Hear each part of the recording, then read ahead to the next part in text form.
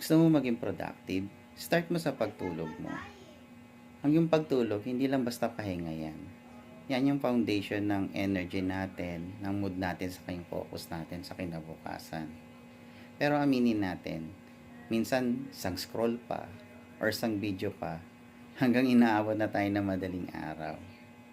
Kaya, try natin itong simple reset na to. So, bago tayo matulog, 1 hour before, iwas na tayo sa cellphone, layo na natin.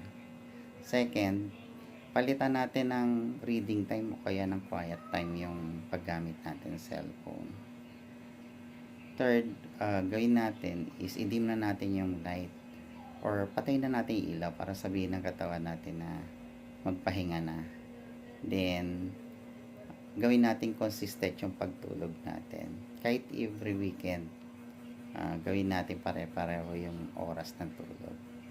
Minsan di tayo tamad, kulang lang tayo sa pahinga eh. So, try nyo ngayong gabi is try to sleep early. Reset your mind.